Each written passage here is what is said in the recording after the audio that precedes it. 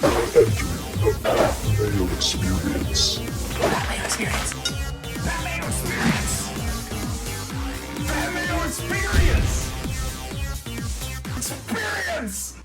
Welcome to the Pat Mayo Experience. Byron Nelson picks, updated card. We got some DraftKings ownership. We got some weather reports. Let's get to that right away before Reid Fowler jumps on the line for the show. I guess I should say, too, smash the like button if you want to get into a draw for 20 DK bucks. Leave your DraftKings handle in the comments section, not the live chat. The live chat, questions only. Don't want to hear your commentary or you'll get banned for life. But in the comments section, leave your DraftKings handle and tell me who your one and done pick is for the week. As a spoiler, I am going with Rafa Cabrera-Bello. Jeff is going with Keith Mitchell. And Cust tried to go with Keith Mitchell, but we have a rule that the three of us can't double up on picks. So instead, he went with Brian Harmon.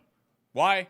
I have no idea. He might be like the only other guy besides Brooks Koepka in this field who Tim has ever heard of, so he's going with Brian Harmon. Tim is still winning the one and done, so I don't want to disparage his pick too much because watch Brian Harmon win at 100 to 1. Maybe it's worth throwing like $5 on just so I can ease the pain if Brian Harmon comes out and just plays electrically all week long. But weather report. To kick this off, I posted the weather link in the chat right now. If you just want to scroll to the very top of the live chat, you can find it up there. But it looks like there's an interesting dynamic setting up. Potentially, there could be a slight edge to the AM/PM wave. It looks like that the rain that's like engulfing the course right now.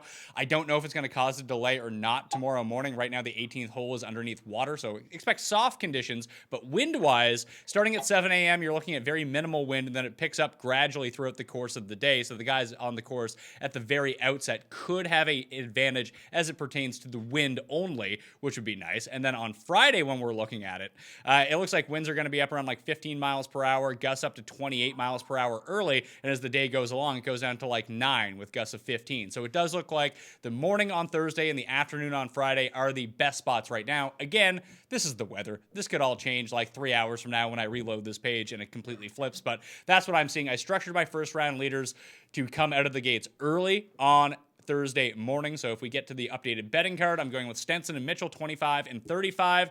No each ways on those guys, just outright winners. Then I have Rafa Cabrera-Bello at 45 to 1 with the each way to the top 5 paying 1/4 of those odds. The three bombs that I went with, Trey Mullinax at 80, Brian Stewart at 90, and Nate Lashley, Nasty Nate, coming in at 250 to 1. Those are all with the top 5 each way as well. Very light card for me this week as I get prepped for the PGA Championship, which everything, the pricing is out on DraftKings right now if you want to go check that out. I talked a little bit about it with Jeff Feinberg on Monday's show. Towards the end of the DraftKings show on Tuesday, I chatted with Drew Matthews about it. And then we'll have the Super Show on Friday to get you really geared up for the PGA Championship. First round leaders, all each way to the top 5. I got Mullinax at 80, Jimmy Walker at 90, Kramer Hickok and Lebioda at 110 to 1, Kelly Kraft at 125 to 1, Nasty Nate Lashley at 150, Cam Davis is also 150. My main guy, Mr. First Round, Seb Straka.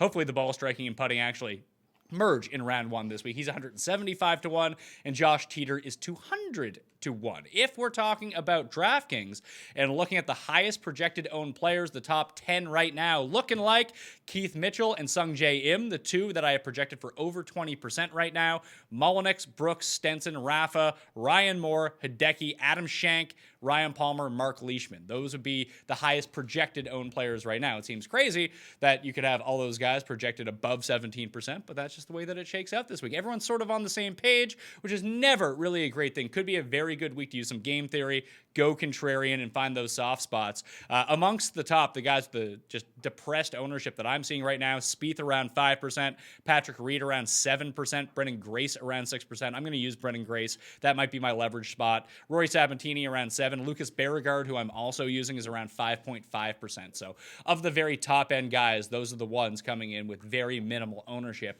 in giant GPPs. Of course, in cash games and the higher stakes tournaments with the smaller fields or the 3 maxes, like the Pat Mayo Experience Open, there are still spots left for that. So we need to fill it soon if we want to get some cash in the prize pool, rake free, by the way, for the PGA Championship. If I go look at it right now, I wonder, as we speak about this live, how we are doing in terms of filling that contest. I actually haven't even generated my lineups yet on Fantasy National. But there are 150 spots left in the Pat Mayo Experience Open right now. Let's go fill that up. There's 3,000 spots this week. Maybe we can get 5,000 for the PGA Championship. That's what I'm hoping. That's a pretty generous prize pool. It's around like 75K. I think we could all use that. Rake free, good top prize, and it's a fun event to go into because you're not going to get bombarded by someone playing 150 lineups. 3 max, that's it. You play 3, you play 1. I mean, obviously the people playing 3 have a better chance than the people playing 1, but it's not a huge gap like it is in most weeks. So the link to that is in the description of this video and podcast. If you want to go enter, I suggest you do it soon because it will be full pretty soon. Finally, before we get to Reid, the Fantasy National 2-for-1 if you want to get in. If you become a member today on the weekly membership, you'll be taken all the way through next Wednesday as well, which means you'll have time to get all your PGA Championship prep in 2 for the price of 1 on the weekly membership at fantasynational.com. I use it. Reid Fowler uses it. Reid, who are you going with in the one and done? K.H. Lee. That sounds like a cuss pick. I know. We were talking about it a little bit before, and you said Brian Harmon. I think K.H. Lee is right there too. I know we just said this is the start of the third segment, so you could reset that. But K.H. Lee is someone that I'm looking at. 7,500, obviously going to be lower owned. You talked about leverage spots. I think this range is going to be. There's a lot of talent here, right? There's a lot of top heavy talent, and there's a lot of guys in this 7K range that I really like. K.H. Lee just rates that really nicely. Hey, I'm probably going to be 3 people who use him. So if he wins, I'm going to be in the monies. Yeah, this is the kickoff to segment 3 in the Gups Corner one and done too. So I'm going to try to put my best foot forward. I'm hoping Rafa can come through for me. It's pretty interesting though. When I talked about those ownerships, like all the guys at the top, the Mitchells, the Ims, the Rafas, these are all guys that I'm using, like that I want to use. Can you see fading any of those guys? I mean, Rafa is really hard to fade. I mean, we both liked him, I think, early on in the week. So I think when you look at ball striking, I think that's tough to fade. But again, this tournament, there's only 1 year, right? There's only 1 year of sample size. If you're going course history, I think you can easily fade a guy like Leishman. You can easily fade a guy like Wise. That, again, maybe not a lot of people are using. I'm personally fading Brooks. I think there's a narrative out there that, a lot of us who are in the industry is saying that he's not going to care. He doesn't care. He only wins majors. But I think when you look at that, right, you can easily say, well, I'd rather play a guy like him as opposed to look who else is up there in that high or in that elite price range. You get Stenson, Spieth, Matsuyama, and even Leishman. These guys don't necessarily have great recent form. Hideki as a guy that I really like, but he just gets 30th, and he doesn't really perform. So a guy like Brooks, who's probably going to be one of the most popular guys, even if he's the highest priced guy, I think I can easily build a narrative around fading him. So if you want to fade some of these guys and you do believe in this AM PM stack, and I'm not fully committed to this, I'll probably play like 4 of 20 lineups with the AM PM and just kind of let the rest settle. But here's some guys in that early wave that you can target if you wanted to, that I had on like my short list, that these might be the guys that I kind of pool together to build these 4 or 5 lineups. Beauregard's in there, Sungjae Im is in there, Abraham Answer, Nate Lashley, Seb Straka, Aaron Wise, Keith Mitchell, Brooks Koepka, Brennan Grace, Ryan Palmer, Troy Merritt, Brian Stewart, Jimmy Walker, Scott Piercy, Russell Knox, Daniel Berger. Those are all guys going out in the morning wave. So if you did want a case to fade like the Hidekis or the Stensons or the Cabrera Bayos, in that sense, that if you do believe it's going to be just tougher if you play in the PM AM stack, they're all in that stack. That could be a case that if you wanted to make it, you probably could. What do you think about that? Yeah, I think that, if you just look at the weather, right, and how much it's going to play a factor here, like there's no trails, one tree on this course. And if you look at just in the past, the information of doing research on this very, again, short duration that this course and this tournament has been in the Roto, you look at Dallas, it's got the most rainfall that it has in the past in the fall. Now, again, the fall has been pretty far from where we are now, but this course, again, has been set up to where it can be susceptible to bad weather. And there's not really any places that you can really forego, you can really get away from. And so I think if you want to do a stack and the weather is, and that's what we saw last year. Last year, there was no weather except for that Sunday delay where I think there was thunderstorms. So it was about a 4-hour delay, but there really wasn't any weather. You saw this huge birdie fest where Aaron Wise putted the lights out and shot -23. I don't think you're going to necessarily see that. So yeah, if you look at some of these guys like a Stenson, for instance, where he doesn't hit it long off the tee, but is elite with his long irons, I think you can easily go to him right before going to Hideki or going to Brooks and play that AM PM stack, play that stack with guys are maybe hitting it longer, hitting it better with their long irons, as opposed to guys like the Wises that can hit it long off the tee. So just looking at it right now, there looks like there's going to be a bit of rain on Friday morning. So I don't know if that's going to create a delay or not. If it does, you'll have decreased winds in the afternoon and a softer course. So that's enviable. But it looks like Saturday could get rained out. There's just a bunch starting basically midnight on Saturday all the way through the morning into the afternoon, almost all day, that there's going to be precipitation. So this could be a shortened tournament. This could go to Monday, and that would start pressing that Brooks narrative of, and even Hideki and all like the top end guys in this field, that do they just want to get on a flight, go to New York and get ready for the PGA Championship? Because I figure that's what they care about. I don't think that we can actually project that out. If that's something you want to go with on a hunch, go for it. I don't think anyone should be actively recommending something like that because we just don't know. It's narrative for a reason. It could be true, it could not be true. It's just noise. And you're making your own picks. You can factor that in. I liked what Drew Matthews said. Maybe you just bet Brooks to win this week and parlay him with him to win next week, and you get like 100 to 1 on your money. Yeah, it's actually not a bad idea. And look, like we've always talked about, right? How do you get into the psyche of a golfer? I think there is something to say about the following tournament of a major, right? Where these guys, and we kind of saw that with Charles Howell, where he was playing a ton, doing really well in the early of the season. I think he had a top 30 around there in the Masters, and then he got 2 missed cuts in his last 2 tournaments. A guy who never misses a cut. We saw that maybe a little fatigue set in, so we can kind of see that a little bit post-tournament. But coming into something like this the week before, most of these guys, if you're not Tiger or if you're not these marquee guys, they're going to want to play this tournament if it sets up kind of closely to what they're going to be able to do in the major to get and come into good form. That's how I'm taking it. But trying to figure out what these guys are thinking is a fool's errand. So first question from the chat says, Pat, huge fan of this show. Hey, thanks for watching. Smash the like button. What's your take on Sung Kang this week? Last week's outing will result in low ownership for him, and I think he does decently well in my model. The ball striking has been pretty good with him. The putter has kind of abandoned him over the past few weeks, but even just looking at his results right now, he's been pretty good coming off of missed cuts recently. So he missed the cut at Waste Management, rebounded with a 14th place finish at Pebble Beach the week after. He missed the cut at RSM, kicked the season off at the top 10 at Sony. He missed the cut at Shriners, ended up coming 29th at the OHL Classic. So maybe that's a spot if you want to play some sort of, he gets the week off, he gets to regroup just a little bit. I didn't like what I saw from him last year. He made the cut last year, but it wasn't all that impressive. And the ball striking really hasn't been great. He's gaining a bunch of strokes off the tee, but the irons have been really inconsistent. Like you might need him to gain like 5, 6, 7 strokes putting if you want him to have a chance this week. There are just other players in his price range that I just prefer. Do you have any thoughts on Sung Kang?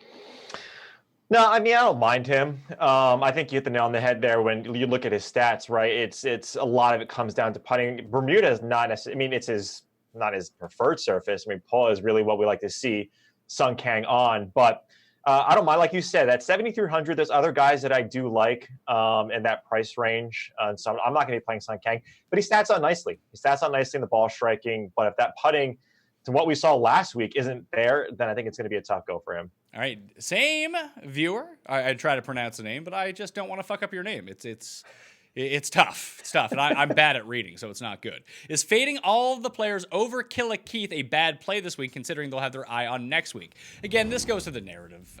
No one's actually going to know that. I think if you wanted to start with Killa Keith at $9,100, you could build a fantastically balanced lineup if you wanted to. I don't think it's a terrible play based on some of the names that you can get together in the $8,000 level, and then someone like the mid-7s, and then you have a team of 6 that looks pretty good. I don't hate it. I don't think it would be my preferred strategy, though.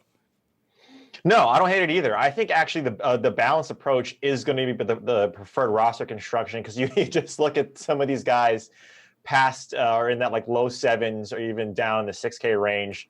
It's really a dumpster fire down there. And so I think you're going to see a lot of more balanced lineups where you have a guy like RCB, you have Keith Mitchell, Ryan Moore, Ryan Palmer, these guys that are playing really well. So I think you're going to see a balanced approach. And so if you're looking at playing cash, which again, we all talk about, it's the GPP show, that's fine. The balanced approach is fine. I personally like a more contrarian lineup, but taking some of these top guys like Decky, maybe Brooks, if Decky's ownership gets way too out of hand, Mark Leishman and these guys, and then going down and finding some of that value there. But not a bad strategy if you're going balance. Brian asks, here's a name for you, Martin Pillar. Oh boy. Bare minimum price, birdie maker, 21st here last year, and a Texas native allows for a pretty stacked lineup. I mean, that can be on you. The last decent finish he had was at the Puerto Rico Open, and he was 25th. He made the cut at Corral. Like, he barely gets invited to play in like big boy tournaments. He missed the cut last week at Wells Fargo, missed the cut at the Desert Classic, missed the cut at Pebble Beach. Those are his 5 spots. I don't know what he's been doing on the web.com tour. Maybe you play the Texas angle and that's for you. I see no reason to go that route. No, I think he lives like pretty close to the course. I think it's like 45 minutes or an hour from the course from what I was reading or heard. Because, yeah, I think Pillar has been brought up a little bit. Some people have asked me about him, but I mean, he's got like a close to a 77th or 75th Fort Worth, Shell. I think he got a top 25 at the Shell last year or the year before. Yeah, he was T24 at last year's Shell. And then his best finish, the last time he finished inside the top 20 of an event was the Desert Classic in 2018 when he was 3rd. He was also 4th at the OHL that year, and then he's kind of gone off a cliff.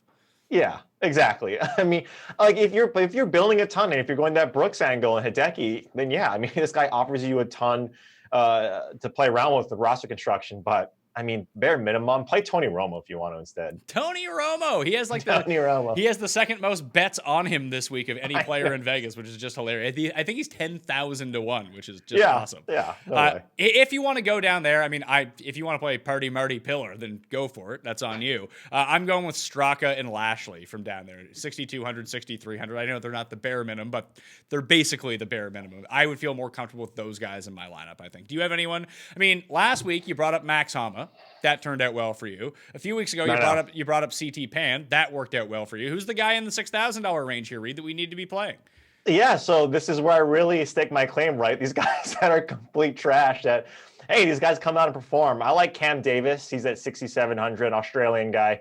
I missed 4 cuts. So he could easily come out and really shit my streak up on picking some winners down here. But he's a guy that I like. Cam Davis, ball striking, can hit it a ton and potentially get, if it does, the conditions do get a little bit wet, he can hit it out there. Matt Every's the same guy or same price around Cam Davis. He's another guy that gains on par 5s.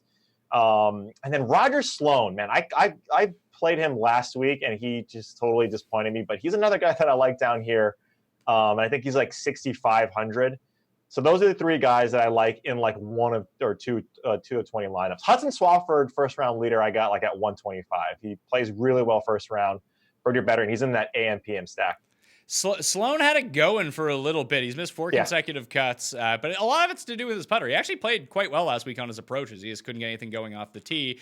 And even at Heritage, he lost almost 5 strokes off the tee. He lost over 2 last week, but gained on approaches and lost like 5 strokes putting. Missed the cut, obviously, so there's just 2 rounds of data. So if you can get the off-the-tee stuff figured out at such an open landscape, I don't hate Roger Sloan. I mean, he is Ken Jen, so I have to give him some sort of backing, but there we go. I think I'm going to stick with Straka. I'll stick with Straka. I'll stick with Lashley, and if I go up just a little bit, who was it that I had highlighted here? Straka and Hank Lebioda. It's finally time for me to put my faith into this guy and just watch him just tank. Yeah, a lot of DJ Trahan popped in my model a little bit. I think I'm in weighing a driving distance a little bit more. Obviously, he can hit the ball out there. 6,900. Trahan pops in some instances. Obviously, we haven't seen him too much, but he's another one down there. And again, I'm saying these not to be like 6 of 20 lineups. Like these are just some names that you can look at and say like, hey, you can sprinkle some of your lineups with these guys, but low ownership right in these guys. Yeah, that could be it. Yeah. So Carl asks, how many players do you recommend to have in your player pool if you are entering the 3 max tournament and a 20 max tournament? That's on you. I mean, we get this question every week. There's no answer to this. Like, I'm going to try to play like 22 players for 20 lineups, but that might get a bit wonky because I might play some specific AM, PM stacks that I'll have players in those pools that I wouldn't have in my main pools just to try to take advantage of that stack. For the 3 max, like, people have completely different ways of doing it. Some people just play like 4 guys across all lineups and mix up the bottom 2. I've seen that be very successful, or even 5 guys and mix up the last guy on the roster. Other people won't even put the same guy on all 3 teams and max out at like 66% ownership and build a core of like 10 players to build around and mix and match from that. So those are different ways to do it. Listen, if I had a better strategy, I would tell you about it. I don't, but do you? So in my player pool, right, from doing 20 lineups, I got right now about 20 to 21. I'll probably bring that down below 20 just because I like to have a more condensed lineup. This tournament specifically, I really like these type of tournaments where it's like, these tertiary tournaments where we don't have a lot of data. You can really kind of feel more comfortable playing the guys right in the 6K range, some of the KH Lees for your one and dones, because I think these guys can pop. Look, we saw Aaron Wise. Yes, he's a not a premier talent. He's a great talent as a rookie, right? He was ball striking. He was getting birdies last year. He's still doing that this year at Quail Hollow. And then hopefully here, where we've seen him pop, I like these type of tournaments because you can do that. And so if you're doing the 3 max, I think specifically for this tournament, I think you can take more chances. I think you can take a stand on a few guys because you don't want to be all willy-nilly. But I think you can take some chances where Rory Sabatini at 9,000, play current form Rory, even though his price tag's at 9K. So my strategy is the same as yours. Like, I don't really have a great one. I do balanced and then fully contrarian and then kind of mix and match for my last lineup for 3 max. Scott asks my thoughts on Thorbjorn Olesen. In that range, Drew Matthews talked me into Scott Piercy a little bit. I like Russell Knox around that price range a little bit more. And it seems like Thunder Bear is going to have more ownership than Beauregard. I get that he's cheaper, but I actually just prefer Beauregard here. Yeah, especially this year, right? I think Thunder Bear, I like him next week. I think he does perform well at these bigger tournaments. Not to say that, is he like the poor man's Brooks where he doesn't care in these smaller tournaments? No, I think Thorbjorn is fine. I thought I was going to be the minority on Russell Knox. I also like him as well. Ryan Palmer, obviously coming off of that win with Johnny Rahm, he gets that 2-year exemption. I think that might free him up a little bit. He's putting a lot better as well. He's got that Texas narrative. So he's another guy at that $8,000 range that I like. As opposed to Thorbjorn. I'm not going to play a ton of Thunder Bear this week. I'm going to play more of him next week. Chris, this is an exercise that I always like to partake in. We've heard all the reasons to play Keith Mitchell all week, but let's drive his ownership down a little bit. What are the reasons that we don't like Keith Mitchell this week? So I guess if we're going to dig into Keith Mitchell here, 1, I would say that maybe championship Bermuda and slow greens are a little bit different than regular Bermuda, where he's not. I mean, he still loses strokes putting on Bermuda. It's just he loses a lot of strokes on bent and a lot of strokes on POA. So Bermuda is his preferred surface. Maybe championship Bermuda slow greens, they roll a little bit differently. The two a few corollaries just with leaderboard crossovers that I found that correlate a little bit. Phoenix, Safeway, RSM have had very similar types of players.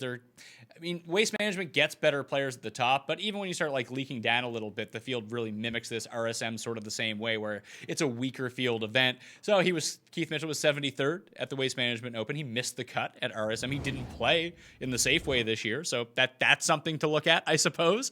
If you want to throw a little bit, he missed the Safeway the year before. Missed the cut at the Safeway. He was 54th at RSM before that, and he didn't play in Phoenix the year before that. So that's something to look at. It can go, if he starts missing, if the irons aren't locked in, let's say, and he starts missing some of these green regulations, the field hits 80% of these greens and regulations because they're so goddamn big. But if he starts missing those and he has to get it up and down, this is sort of the Trey Mullenix thing too, that their short games aren't good, so they could start experiencing problems there. But that's really the extent of me throwing cold water on it. I guess you could say the fact that everyone's on him, that generally turns out very poorly for people. Yeah, and just to go a little bit further, if you want to dive into the stats over the last 24 rounds, look, yes, these greens are huge, and you want to kind of take the putting or the 3-putt avoidance, for instance, is what I'm kind of looking at, not as a main or a weighted stat in my model, but just as something that I want to look at anecdotally. 3-putt avoidance, he's in the hundreds over the last 24 rounds, and if you take proximity and ops gained, this is just aggregate proximity over that same time frame is in the 70s, and if you take it even further, you go 200 plus yards, he's not that great with his long irons, and he's really good with his wedges, so 125 to 150. Now, if we take all of what we're saying about this course and the conditions this week where it's rainy, it's going to be long, and if it's long and the ball doesn't roll out, look, this course is set up to have that ball roll out. If you get near the greens, Crenshaw and Core designed this course to have that run-up around these greens. If they don't have that roll-out and they're just stopping, this course could be 400 to 500 yards longer. If he can't necessarily dial in these long irons and not get to that preferred distance where he likes it, then it might be tough. Having said all that, Keith Mitchell is a really good play. I think a lot of us have talked about him because we really like where his head's at. A guy who grinded it out on the web.com tour, got his tour card, obviously won at a tough tournament, got a runner-up here and there. He is the type of golfer that we want at this type of tournament. So if you want some cold water, there it is, but I like him. Yeah, I like him too. I got to figure out if the ownership is going to be too high. That would be the main fade, that the ownership is just too high. He could, like last week, I think we had Finau. Did Finau come in at like 30% last week? Yeah, I think he was high 20s. Yeah, so I thought he would come in around like 21 or 22, and all of a sudden he got that extra boost up. Like if that's, I could see the same thing happening with Keith Mitchell this week. That I don't know if I want to play a 30% Keith Mitchell. Like if he goes out and wins, I lose. Then I lose most weeks anyway. It's not that big of a deal. But if I can actually get into a spot where he misses the cut, has a poor putting performance, and he's owned at 30%. We almost got that with Finau last week until he rallied back. That you just box out so much of the field. It might be a very good ownership fade in a giant sort of GPP. Greg asks, smash the like button, people. I agree with Greg. Love the show, Pat and Reid. What's Scheffler? Scotty Scheffler. I like Scotty Scheffler this week. His ownership, what's it looking like? I got him around 13%. Yeah, same here. I think you look at, I mean, he is murdering the web.com, man. He's doing so well. And like, if you got to look at this tournament, it kind of has, I think Ulrich said this last year, which, you know, one of the million things that Ulrich says about golf in Trinity Forest. Like, look, this is kind of like a web.com tournament, right? I mean, we got an Aaron Wise victory. It's only the second year. We have some of these guys in these, you know, 7 to 6K ranges that we haven't heard about. And so Scotty Scheffler, he's been absolutely demolishing the web.com. And so I think when you look at that, 13 to 15% isn't a bad call. I'm personally going to be off on him. I just like guys, I see that a little bit better than him, but I don't mind it. Next question from Free Time. Wyndham Clark or Sam Burns if you had to pick one? I think both of them will bounce back after burning everyone last week. I tend to agree. I guess I would side with Wyndham Clark. I prefer Sam Burns as a player, but if the injury was legitimate that he withdrew with last week, I don't know why he's playing this week, so I'm guessing it's not that serious. But that would be, if I have to pick between the two, that's where I would come in. I know Wyndham Clark can bomb it, and he putts really well on Bermuda. Sam Burns also doesn't bomb it to quite an extent, putts really well on Bermuda, but he could be injured, so I'll go with Wyndham Clark. Yeah, I really like Wyndham Clark. Like I liked him last week, and he burned me. I think it was a +7, +8. And I don't mind it, right? I don't mind it at all. I think when we look at that, that's what we kind of like in terms of these players like a Max Homa, right? He was a guy that, you know, didn't necessarily do well, but showed glimpses of talent. Wyndham Clark is right there.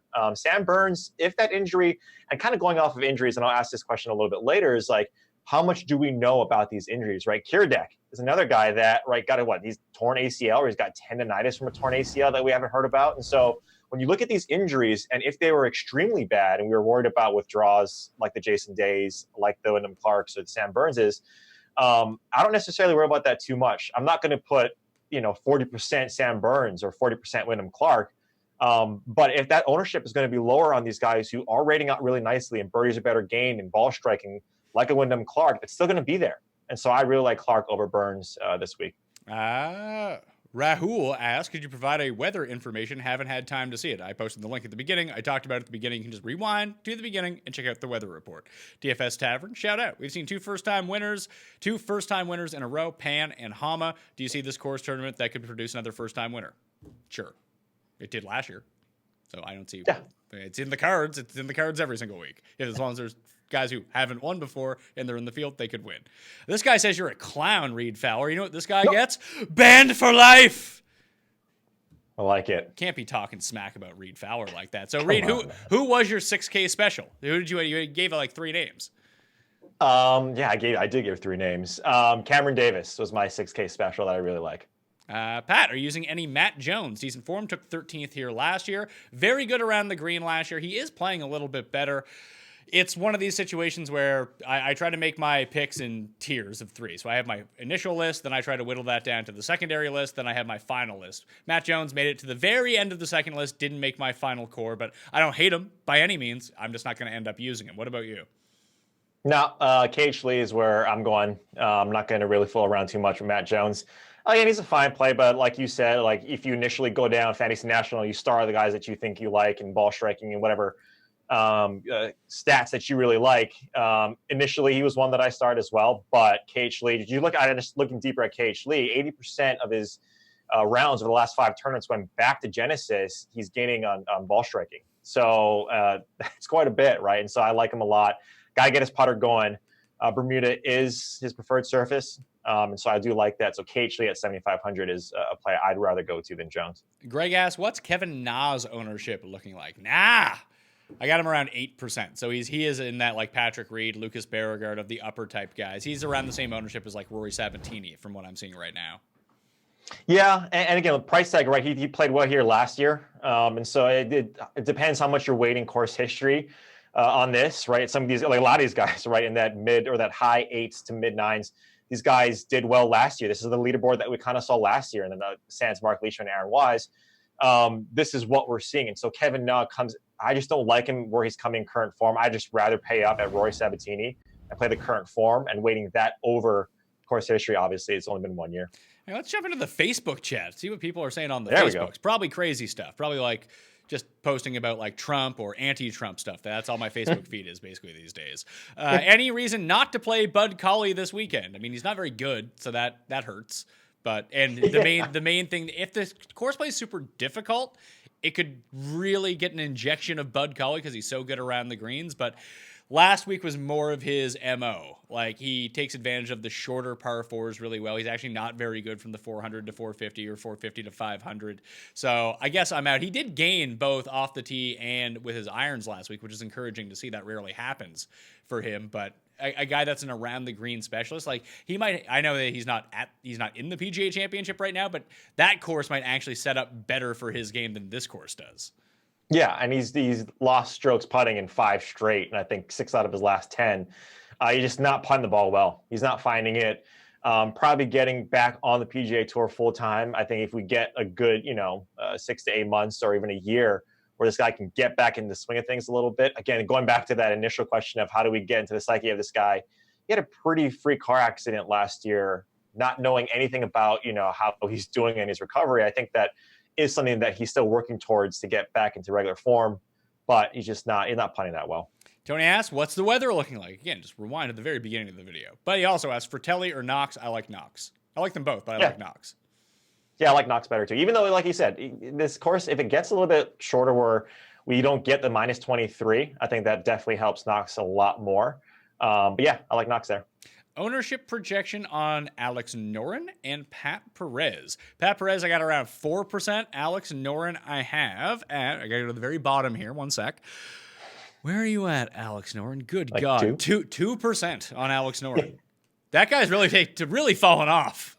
What is happening? And first of all, why is he at 8,200? Because he's Alex Noren. That's true. If you waited over like the past 18 months, he probably looks all right. Yeah, but let me look at those numbers. I mean, golly, $8,200, 50 to 1. You're right. That's name value for those price and those odds. But no way. No, I play Thomas Peters. Play a guy that could get aggro on the tee box and around the greens, and play him more so than Alex Noren. What are your thoughts on J. Spawn? I don't like him at these super longer courses. Like when you go back and look at what he's done this year, he played really well at Heritage, a very short course. At Valero, a longer course, missed the cut. At API, he did manage to make the cut, became 63rd, missed the cut at Genesis, missed the cut at Farmers. If we think that there's going to be some extra teeth in this course because of the dampness and that lack of roll, which you talked about, that kind of takes JJ out of my player pool. Yeah, and a guy right at his price range or right below it is Jimmy Walker that we see right there. Like Jimmy Walker is a guy that makes 4 straight cuts, has a Texas narrative. He liked this course last year, played decently here last year. So I'd rather play Jimmy Walker over Spawn. Johnny asks, Scheffler, Palmer, or Knox? I might go Scotty Scheffler, to tell you the truth. Ooh, I'm gonna go Palmer on this one. It really, like I see, I would go Scheffler, Knox, like those two would be close. Then Palmer would be behind those two for me. I'd probably go Palmer, Knox, then Scheffler. Okay. This is more people asking about your 6K pick. You've already revealed it. Jordan asked, Thor or Peters? I would take Peters between the two, but I'm playing neither. Ooh, I would take Thor over Peters. Okay. If you had to pick, overweight on Knox or overweight on Piercy? Probably overweight on Knox. Yeah, because overweight on Knox is probably going to be what, 3 of 20 lineups? No. You think it's going to be more than that? I think if you have that, you'll match with Knox. Let's see. What do I have Knox? I had Knox at 16% right now. I got Palmer. Oh, okay. I got Piercy at 14%. Both just pop in everyone's stat models, so it's generating like buzz for them. Yeah. Yeah, I mean, like I said, if the course does get, if we see it's a little more difficult, I think Knox, I'd like to be overweight on Knox just because he has that ball striking ability. but I actually listened to last year's when we did the Q&A, and I was on Piercy at like, I think it was like low 7s or high 6s. And I think he ended up like T30 around then. So I just have some recency bias, even going back from last year for Piercy, that I was on too much, and he failed me too much. So I like Knox in that scenario. It's hard to throw too much weight behind Scott Piercy because he'll get you. Yeah. He's gotten me so many times over the past 3 years. Johnny Martinez says DJ Trahan or Peter Uline. I would take Trahan. Yeah, Trahan as well. Ryan, is Sungjae Im just going to play every week until he wins a major? Potentially. I used to play him a lot, but now I can't remember the last time he had a rest, so I'm afraid to play him now. I'm going to play him. I mean, I don't have the conviction on him like I have in some weeks. Maybe that's a good thing, so I won't have him like 80% of my lineups and watch him miss the cut or just play horribly, but I just think he's a really good player, and people should be playing Sungjae.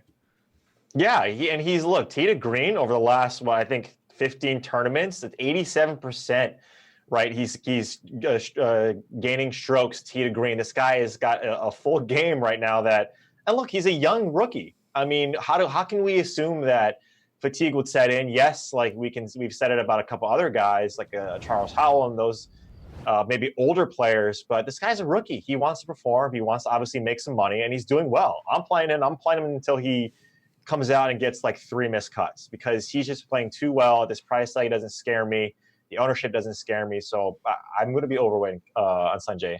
Yeah, and this is where Aaron Wise won as a rookie last season, so maybe Sungjae can finally break through. Texas is the spot for Sungjae. Devin asks, if you were to play one lineup, fade Keith Mitchell or join the chalk and play him. Also, what do you think about Nate Lashley to afford Mitchell and Stenson in the same lineup? If you want to do that, I mean, I've already touted Nate Lashley, so I'm for it. Are you playing any Nate Lashley? No. Okay. I'm playing too much Cam Davis to play Nate Lashley. If it was you, though, would you eat the chalk with Keith Mitchell if you were just playing one lineup? I probably would, yeah. Yeah. He's been playing too well, so I eat the chalk there. Who will be low euro this week? I'm hoping it's Henrik Stenson, to tell you the truth. That wouldn't be too bad. I bet him to win. So if it's him or Rafa Cabrera-Bello, I really hope it's one of those two guys. You don't want your boy Russell Knox to be low euro? No. Yeah. I got RCB a little bit lower odds than you did at 33. But yeah, I know it's tough. But yeah, Rafa is a guy that I liked early in the week for obvious reasons. So hopefully for me, in my scenario, Rafa's the low euro. Eric asks, seems that birdie streaks and 4 rounds under 70 are going to be a must this week. What guys come to mind off the top of your head that run birdie streaks together? I mean, that's not any one person. It's just people who make birdies in bunches. Like, if you make more birdies, the chance of you stringing together 3 in a row is going to be very high. I can tell you, in terms of birdie or better percentage over the past 36 rounds, and this is where Fantasy National comes in, if you want to dig into the stuff yourself. Top 10 over the past 36 rounds, Wyndham Clark, Aaron Wise, Ryan Palmer, Rafa Cabrera-Bello, Brooks Koepka, Sungjae Im, Scott Stallings, Roger Sloan, Hideki Matsuyama, Hank Lebioda, and Keith Mitchell. Those are your top 10 in birdie or better percentage over the past 36 rounds. So those guys. If we want to go to the bottom, guys that you probably don't want to have, it's all losers. Great. Jimmy Walker's down there. That's not good because I'm using him. Like Luke Donald, Seth Reeves, Alex Noren. So that's who you're looking at in the bottom. George, is anyone better at using so many words as possible to say absolutely nothing of substance as Reid Fowler? Do you want to do it? Do you want to do it for me? Oh, ban for life. Get him out of here. See, I think he's right, though. You didn't need to add that extra color. You could have just said ban for life. Ban for life. Yeah, it's a learning process. It's a learning process. Thoughts on Thunder Bear? Birdie Maker, good course fit. I just prefer Beauregard. Feel like we've talked about Thunder Bear already. Yep. Can't get a feel for Brennan Grace this week, but he intrigues me. What do you guys think? I'm using him.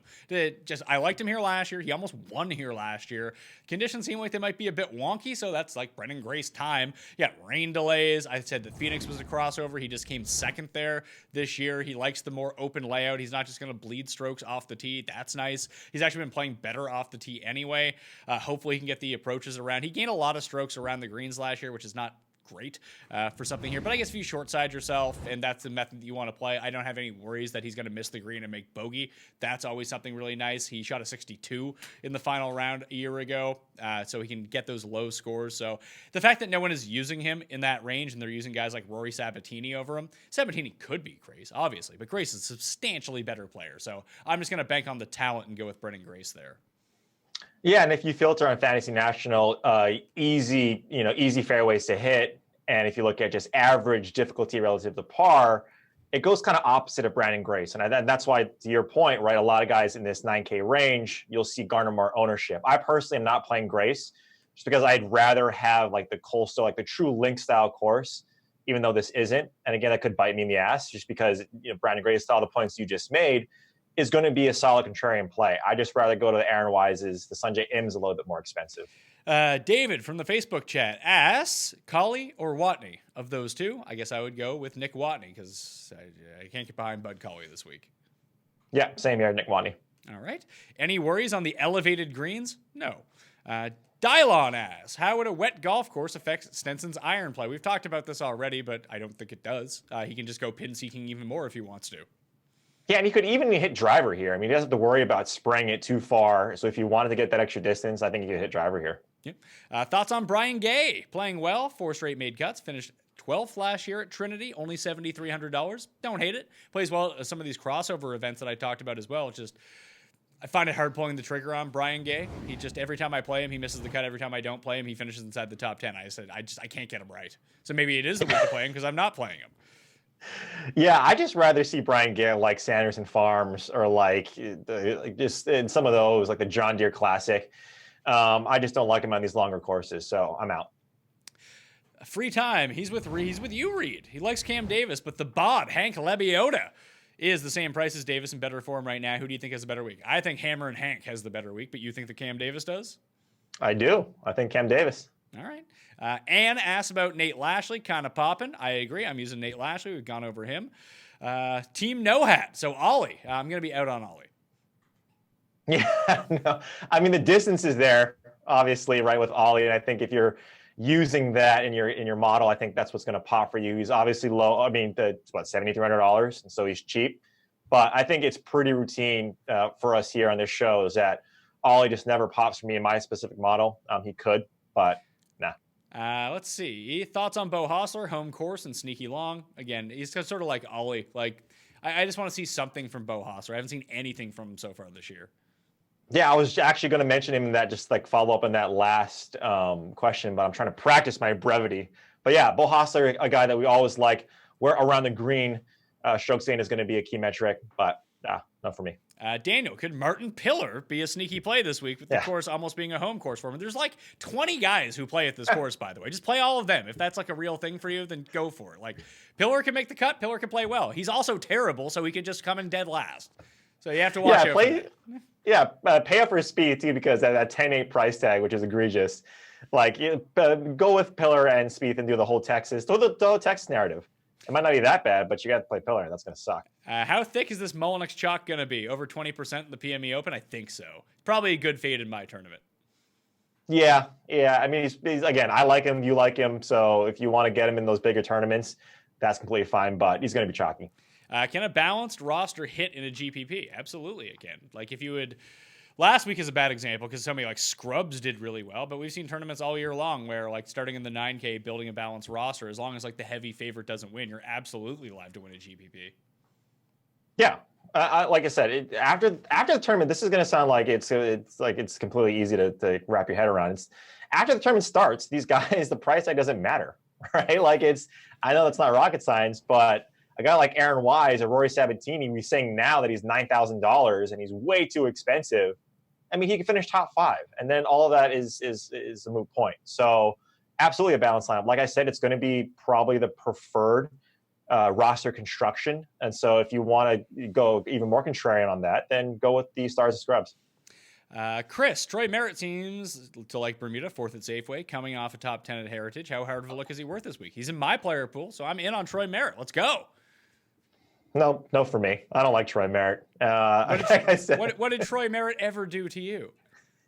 Absolutely nothing. I think he has a really good beard too. I'm kind of jealous of Troy Merritt's beard, but I don't know. I mean, just looking at the stats and looking at what I want in my player pool, he didn't make it. $7,100 does offer you a lot, like I said, if you want to go up top and hammer Hideki and hammer Brooks, but I'm out on Troy Merritt.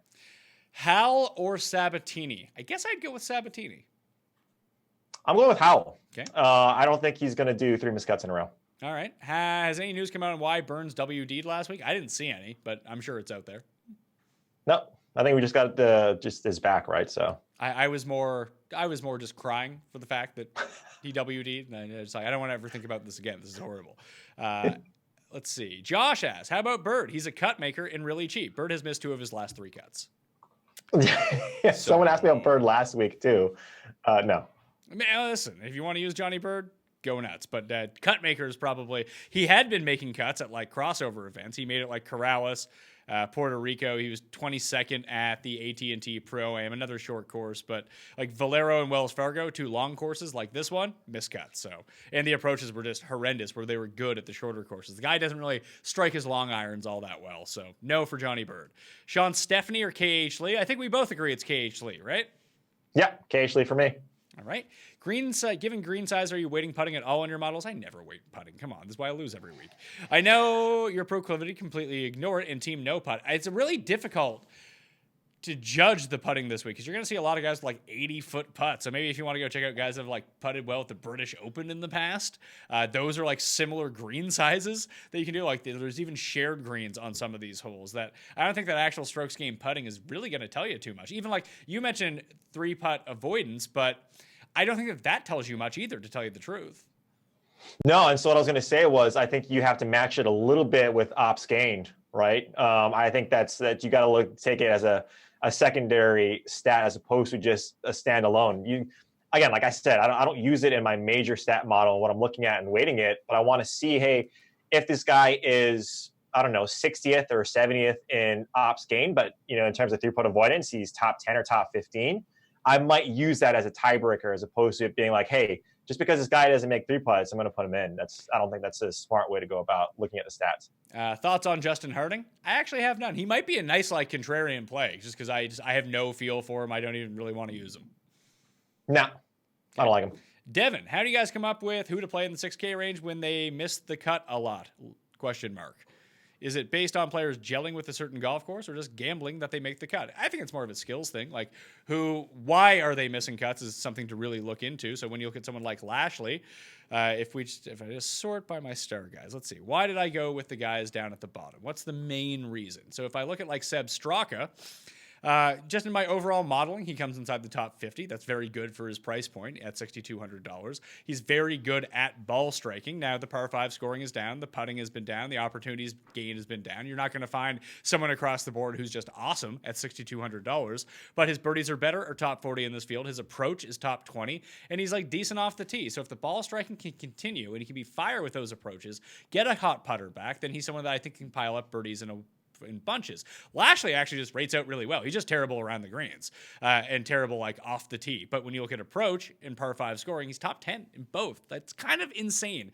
And he's like near the top in terms of driving distance for Nate Lashley. And he's strung together some decent performances. He's going to be hit or miss. But if I'm going down to the bottom, that's why I'm looking at these guys. And someone like Lebioda, he's just been ultra consistent. I know he's not long off the tee, but he just grinds his way through the cut every single week. He's a good salary break. And I try not to I try to concentrate on these $6,000 guys. Like, who are the 3 or 4 that I want to play? They're going to be the guys. I'm going to go with them. And yes, then I will try to gamble that they make the cut this week. Yeah, exactly. I was going to actually start with that the 6K range is essentially a gamble. But for me personally, I just look at last week. Adam Schenk is a guy who has been consistent, right? He's been consistent, and obviously he's been popping. And so if you look at that just alone, that these 6K guys, if they make the cut, then they're going to return on their investment. Just looking at this specifically in Cam Davis, what I do like about him, it's kind of going along with what we've always been saying is you want ball strikers that just maybe haven't gotten their putting coming around. Look, Cameron Davis hasn't gained strokes putting in quite some time. But if you look at his approach, he's been gaining it since, I think, the Desert Classic. So you look at that, right? You just look at off the tee, right? And it's been 0.1, 0.2 around there where he's been missing. So it's not too far off.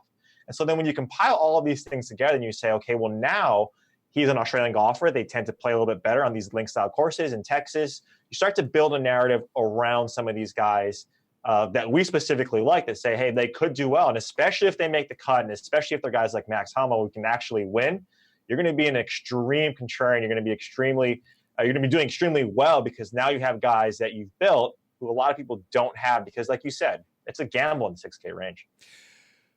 If you want to get into a draw for 20 DK dollars, smash the like button to the episode. Leave your DraftKings handle in the comment section, not the live chat. The comment section. You leave it in the live chat, you'll be banned for life. You do that, and then tell me your one and done pick for the week. You're in a draw for 20 DK bucks. Hey, that's a free entry into the Millionaire Maker if you get drawn on next week's show. So go check that out. Please go do that. Keeps the show free, keeps the show live, and become a member at Fantasy National right now on that weekly. Get that weekly membership in you. You get this week, you get next week until tee times begin for the PGA Championship. It's a good investment if you really want to play heavily at the PGA Championship. Greg, what do you think of Peters and Palmer ownership? Low 8,000s, a weird range this week. It feels like one of them will get left behind, and that's really difficult to figure out. Like, no one's going to own Noren. I got Peters around 9%. I got Palmer around 15%. People like to play Palmer, so maybe Peters is the contrarian move here, and fading Palmer or being massively underweight on Palmer might be the route if you're kind of iffy on them. Yeah, and Palmer just won too, right? I mean, even though it was one of those weird events, the Zurich, he just won. So if you happen to watch that and you saw now you're playing, then you're going to see him. Peters hasn't been good in a while. So I think if you want to be contrarian, play Peters. If you don't worry about the chalk there with Palmer, I like him just because his ball striking is too good right now to pass up for me. Let's see. Any love for the good Ortiz? Alvaro Ortiz. I should really go back to him this week, but he was such a fucking disaster last week. I can't. I almost prefer Carlos Ortiz. Yeah. No, Carlos burned me, so no for him. And okay. I feel like the second Ortiz is like your new Joaquin Neiman, huh? Yeah. I mean, I need Neiman more back in my life here. I need to be good again. Yeah. That'll be very profitable for me. Andrew says, is Lucas Beauregard known for being an opportunities gained, low scoring potential type? Because of his lack of rounds in the USA, it's hard to gauge. Well, if we just rewind the clock to 2018 and look at who led the European Tour in birdies per round, it was Lucas Beauregard. Made 4.5 birdies per round. Like, the guy either shoots 80 or like 62. That's sort of his MO. A lot like Thunder. Like, Oleson's actually second in that stat last season, too, on the European Tour. So it's very interesting if these guys can go and just put up birdies in bunches. They could both be good plays. I just happen to prefer Lucas this week. Any love for Answer from Gavin? I looked into it. I'm still on the fence. He's in that Matt Jones range. I've crossed off Matt Jones. I haven't quite crossed off not Carlos Ortiz, Abraham Answer yet. Very good off the tee, but his irons have been fucking shitty for like a month now. So basically since the players, he's been awful. Yeah, and the long irons, too, have been especially shitty. At 200 plus, he does not rank out well. Again, you're right. He's right in that range, and so I'm out. I like Answer usually, but for me this week, I'm going to be out on him. Let's see. Oh, this guy says he likes to play Answer. Well, I'm sorry, Black Mask Media. You missed the cardinal rule of no one gives a fuck what you think. Banned for life. Questions only, please. Thoughts on Kevin Tway? Saying, give saying my name a shot. It's Sri Lankan. Let's see here. I don't know if the TH is like a hard T with an H. Like, is it Taharusha or is it like Tharusha? Gun? Oh, the second one actually sounds pretty good. Tharusha? Guntilake? I don't know. We're taking up too much time in the show. I'm sorry. You can send me a phonetic pronunciation of your name. I will say it then. After that, just I'm sorry, man. I got a phone. I don't know. I got a phone like a friend here to figure out a pronunciation. Let's see. Any love for Ollie? No. Why do people ask me this every week? They know what my answer is. The answer is no. Venice Otter. I can say that one. Thoughts on playing an all Texas lineup? I think doing stuff like that is stupid. So no. Not for me. Good spot to hop back on Poston. Played well here last year. Should come in super low owned. I don't hate JT Poston. I can see playing JT Poston. Yeah, he's a fine play. You look at that par 4 scoring at 400 to 450. He ranks on number 1 over the last 24 rounds. So he's a fine play. DFS Help says, does he need help or he's giving help? Because he's asking questions. Sounds like he needs help. What are you guys thinking? How you guys thinking about Brian Gay? We already went over Brian Gay, but no for me. No. Okay. Leishman or Wise in the one and done? Leishman's going to come in lower owned in the one and done, I think. So probably Leishman. I mean, I think there was on FanShare, you saw Aaron Wise trending down. And I think you see that because of that price tag. Average salary of the last 3 rounds for Wise was like in the 70 or in the 7K. And so when you see a 9,400, obviously clearly because he won, I think Aaron Wise might be a little bit lower owned just because of that being extremely hard to win back to back. So I'd say Aaron Wise will be a little contrarian there. I think it goes to the point like one and done versus DraftKings ownership. I think is two completely different things that people might be saving Leishman for another spot later in the season where he's had more success, and people know that Aaron Wise has had success at this course, being the defending champion. That this could be the time to use Aaron Wise if you were ever going to use him. I think that would be where I would approach it from. Yeah, like Leishman maybe for WGCs or like the majors. Obviously, you get a little bit more, right? Yeah, he's a higher pedigree player. Shank ownership. I got him at like 15%, maybe 17%. People liking Adam Shank this week. Shank. Yeah, I know. So I'm gonna be off on Shank. Price tag goes up, ownership goes up. So out on Shank. Oh, see, this guy asked a question. So it is a question. He asked, "Why do I ban people for life? Do you think I should ban them for life?" Oh, yes, that'd be very meta. So yeah, absolutely, you should ban him for life. I'll let him go on this one. Oh. Do you know why I ban people for life? Because I don't care about your stupid fucking commentaries in here. That's why. And you clog up the chat, and it takes away time for me answering people's questions. Put it that way. So I guess it was a question that works out well. Been on Bud Cauley past few weeks. Any feel for him? No, we've been over him. Is Nate Lashley viable in cash to get another stud, or is a balanced approach better? I would have a tough time pulling the trigger on Nate. I don't play cash, so I don't fucking know. But like, Nate Lashley is a bit high variance for me, I would think, if I want safety in my lineup. Yeah, exactly. God, playing too many guys, obviously in the 6K range, when you're looking at consistency or feeling comfortable, is never going to be the case. At cash, I would go balanced, honestly, and like your lowest price guy at KH at 75. I mean, even if you wanted to play Ollie at his price tag, maybe in that low 7, that's fine. But I wouldn't spend too much time if you're playing cash in the 6K range. Colt Nost? Question mark? I'm going to start banning these people too. Not right now, because you didn't know. But for next week, like, why? What? Just give me a reason why you bring up Colt Nost, besides the fact that he's from fucking Texas. Because apparently every player in this field is from Texas, and this is their home course. Yeah. I'm not interested, but if you can give me some reasons, like one reason, instead of just throwing out names. Feinberg does this to me all the time too, just mentions names. Like, I don't know. What do you think? If I thought a lot about Colt Nost, I would have brought him up already, but... Maybe, I guess? No for me. No for me. No. Okay. What do you think about Pat Perez? I like Pat Perez. He hack starts on the course. That's good enough for me. Yeah, ball striker. Yeah, he's fine. Rounding back into form, it seems. At his top, he is a pretty good talent. So I think that he's underpriced for this field. I don't know where he's really at. I didn't like how he kind of melted on Sunday at Wells Fargo, and this would be the third week in a row that he's played coming back from an injury. That could be problematic. I believe he's in the PGA Championship next week, so that'll be 4 weeks in a row. I don't know. We talk about guys that make birdies in bunches. Pat Perez can go super low. So I don't hate Pat Perez. I don't know if I'll be able to use him, though. I think I'll use Jimmy Walker instead because he's from Texas. Pat Perez has been putting really well, too. So if you want to play that angle, he's been putting extremely well. I think he's top 30 over the last 24 rounds. Obviously, coming back from that injury. I don't mind it. I just don't have a feel for Pat Perez right now. Is Patrick Reed a good pivot play in the 9K range? I think so. I like Grace a little bit better because he's cheaper, and that can get you off of Mitchell if you want to, or if you want to use Mitchell and Grace together, those lineups work better. And that's a way to get not off of Keith Mitchell in terms of chalk, but it's a way to differentiate your lineup enough that you can eat the chalk with Keith Mitchell. I like Patrick Reed at harder courses.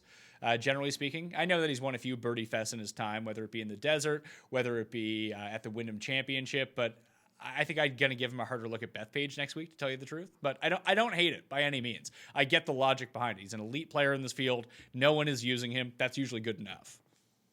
Yeah, and to your point, to your credit, we saw him pop last week, and so we know something is there. Well, hold on. He popped for 3 rounds last week, and then he went in the toilet.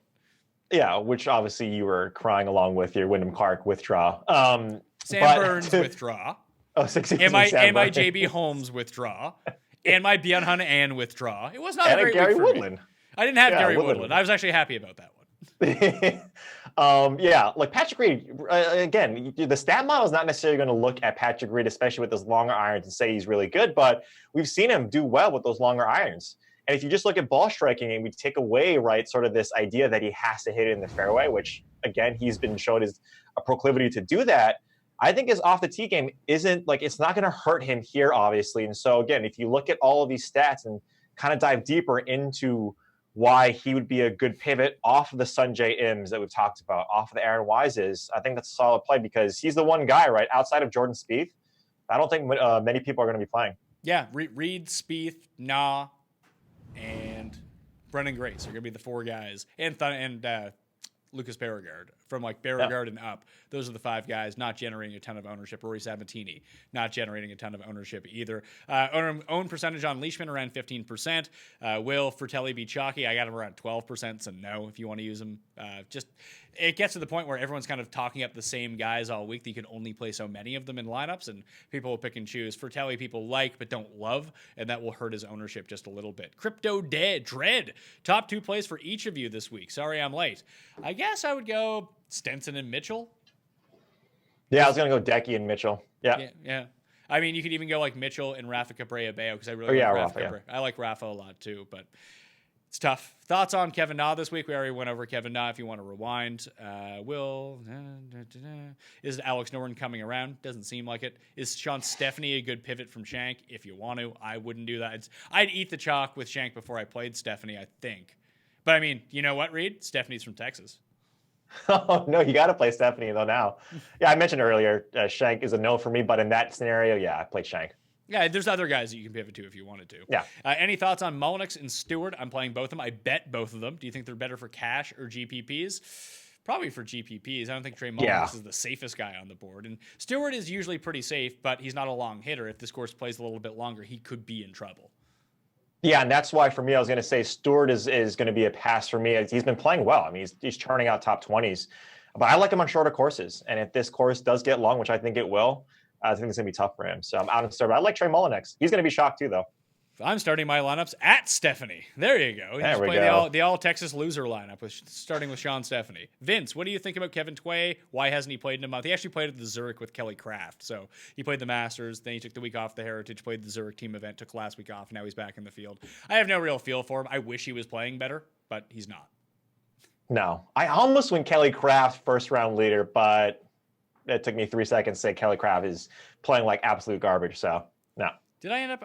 Kraft actually made my short list of first round leaders, and I did end up going with him 125-1. Oh. Kelly Kraft. There you go. Nice. Is starting my lineups with Wise, Mitchell, and RCB too chalky? I don't think so. All those guys will garner ownership, but starting your lineups that way, I think will be somewhat unique because you faded all of the 10K guys. Yeah, and then we also talked about this. Go contrarian somewhere else, right down that 7K range. If you're chalky with 3 or 4 guys, and again, all depends on roster construction, how many you're doing. If you're doing just a single entry, doesn't really matter.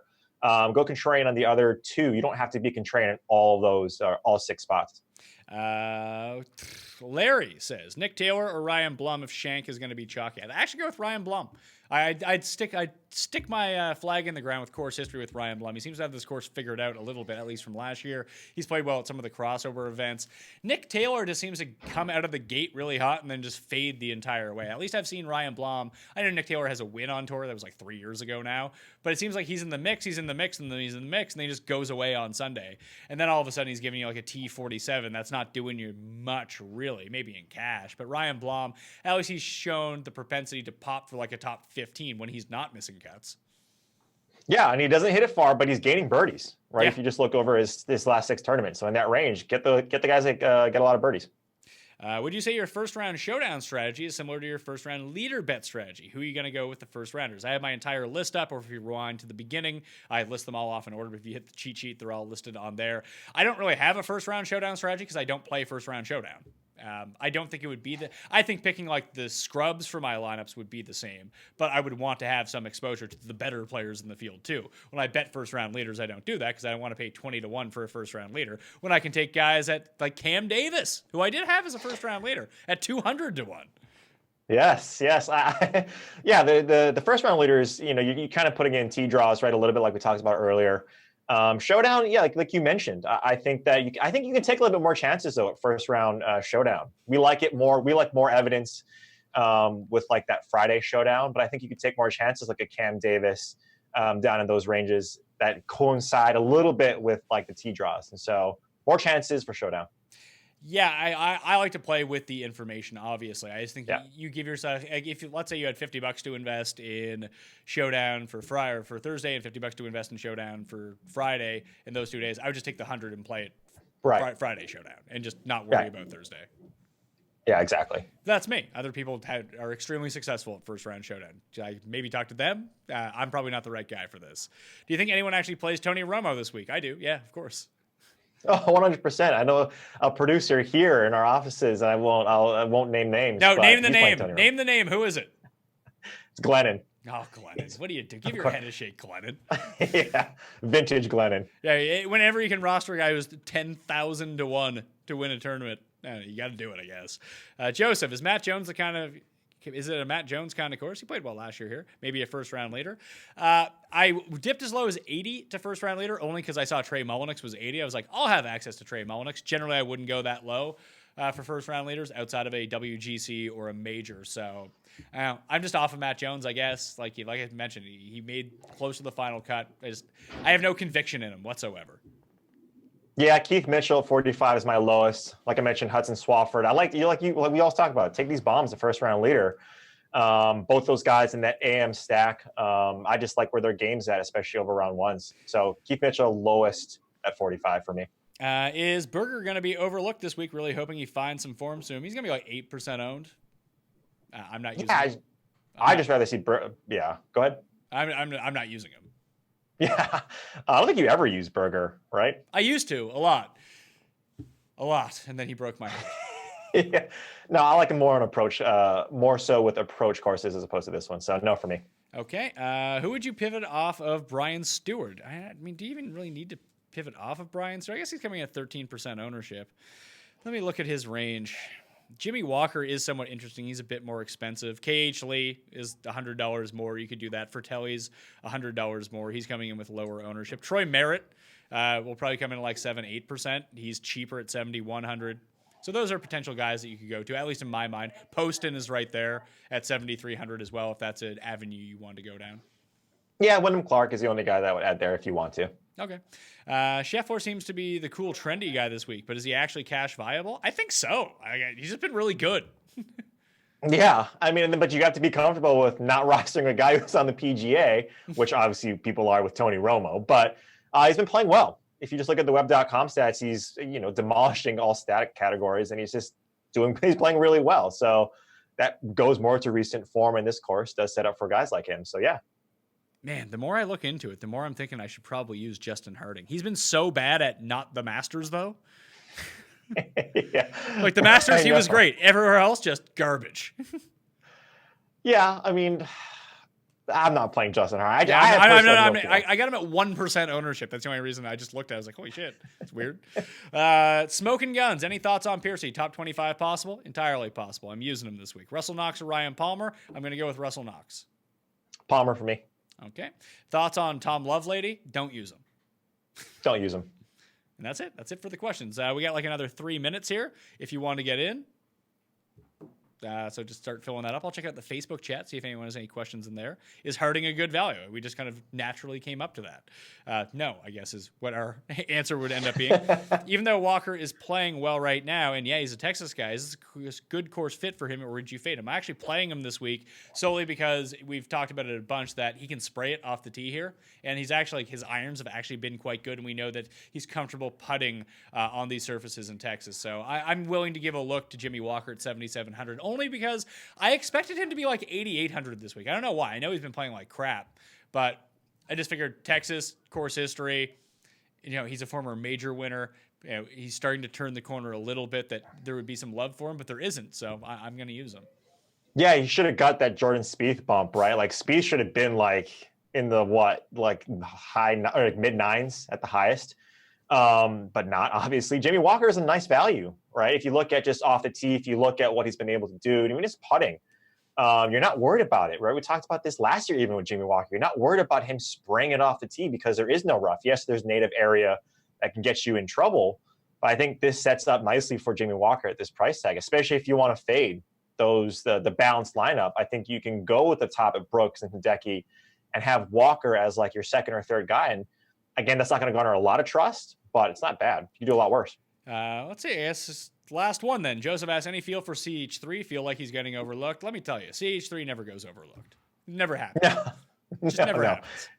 He's going to be rostered. I like him. I don't think he's going to do 3 miscuts in a row, so I like him. Yeah. Do you think 20 guy pool is good for 8 lineups. I feel like that's way too many, to tell you the truth. Yeah. Like Cut if it you down. if you had 8 lineups, I'd probably have a pool of 10 to 12 guys.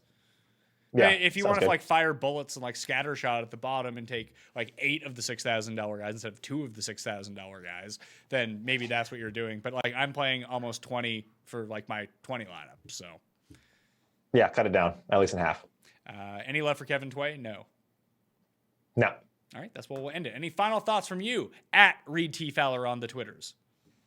No, just keep on listening, keep on watching, send those questions in. Obviously, we're doing, like I always say every week, a lot of great things. The Sweat, the show, our flagship show, should be coming back very soon. So check us out on the Twitter. Sweat is the flagship show? I thought the Pat Mayo Experience was the flagship show. Oh, the Pat Mayo Experience is our weekly show that is probably a little bit more popular. But we're trying to get it to your standard, Pat. That's what we're trying to do here, okay? We're trying to follow in your footsteps.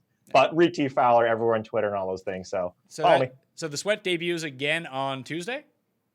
The 14th, whatever date that is. Wednesday or Tuesday? I'm not sure. It'd be nice if you knew this, by the way, when your show was coming back. I know Tuesday. it's the 14th. Next Tuesday. That's what it is. So next Tuesday, There we 6 go. p.m. Eastern Time, DraftKings YouTube channel, DraftKings Facebook, DK Live app. The Sweat will return live show from 6 p.m. Eastern Time to 7 p.m. Eastern Time, getting you ready for the night in DraftKings Sports. All the sports are covered. A ton of guests. Everyone go check that out. On your way out, if you want to get into a draw for 20 DK bucks, smash the like button. Leave your DraftKings handle in the comment section. Give me your one and done. Don't leave it in the live chat because I won't see it there. I'll only see it in the comment section. And just give the show a like anyway, of course. And you can go leave an iTunes review. There's always that contest every week. Very few people actually get into it. So good odds of actually winning that one. Rate, review, subscribe on iTunes. 5 stars, DraftKings handle. Something nice about the show. You can do that as well. Super Show coming out on Friday for the PGA Championship. And become a member at fantasynational.com today, Wednesday, on a weekly membership. And you get this week for the Byron Nelson, and you get next week for the PGA Championship through Wednesday night to generate your lineups, dig up all your stats. You want to play some gash, throw it down on the year's second major. Fantasy National's got you covered. So become a member right now and go fill with the Pat Mayo Experience Listeners League, all right? I'm Pat Mayo. Good luck at the Byron Nelson this week. Someone go win some money. I'll see you next time.